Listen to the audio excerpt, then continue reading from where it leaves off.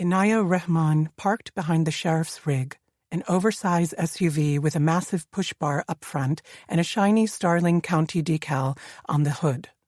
The cars parked across the street had left a gap behind the mobile lab and ambulance. The sirens were quiet. The rack lights turned off, a hush around the perimeter where the police were setting up a cordon. She slid out of her car neatly, her Denver police badge conspicuous on the waistband of her slacks. As a detective, she was not in uniform, dressed formally in a sharp blue blazer and a button-to-the-throat white blouse. She had to be. She was forcing her way into an insular group, as wary of the sheriff's reputation as the sheriff would be of hers.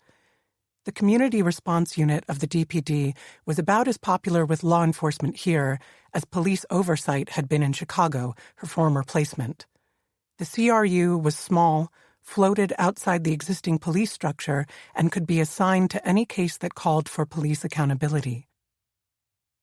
In the aftermath of national protests against police brutality, the thinking behind CRU was to offer complete transparency to over-policed communities, and to bring in new investigators where complaints had been filed against an officer whose conduct was under review.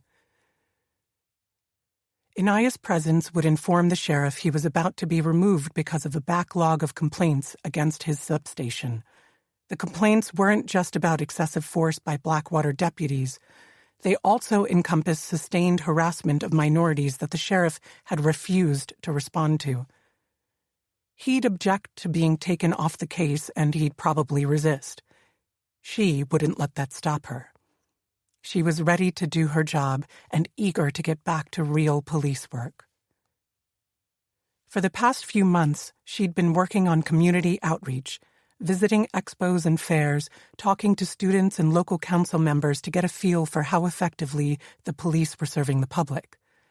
It was important, trust-building work, but it wasn't what she had trained for. It was what she'd had to accept. Maybe she'd needed the change.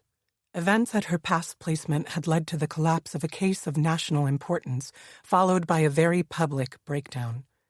The fallout had caused her to flee to Denver, but now she was growing impatient with the downgrading of her duties, eager to put her skills to use. Enough of being condescended to. Enough of being overlooked. She straightened a seam on her blouse, her shoulders back, her chin raised. She couldn't undo past mistakes. She could only use what she'd learned to move forward.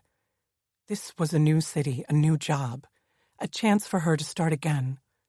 As she neared the building, her steps faltered in her court shoes. A tent screened the front of the two-story building from view, a house with narrow dormers, its porch in need of repair. Inaya knew this house. It was the local mosque that served the Muslim community in Blackwater Falls, Castle Pines, and several of the smaller mountain towns. A crowd was beginning to gather on the sidewalk. She acknowledged a few of the women she knew before moving past them. A muscle-bound patrol officer was guarding the entrance to the tent. His bulk made him perfect for the job. He shifted to block her entry despite the fact that he could see her badge. "And who might you be?"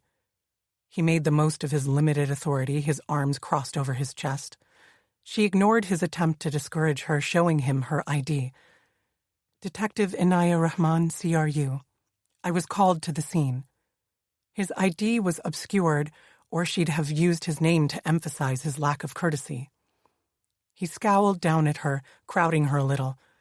"I'm not sure the sheriff would feel the need to call you." He was right, but she wasn't going to tell him she was here to take over. Instead, she countered, "I'm not sure why you're standing in my space." She did know why, of course. She was young, female, and dark-skinned, a newcomer or an outsider, depending on how he saw her. He'd rely on that, boxing her in, and ignore the fact she outstripped him in rank if she gave him any leeway. "If you're in any doubt, please call the sheriff, or you can check with Lieutenant Safe, the head of community response. He knows Sheriff Grant." "I'll wait while you confirm his orders."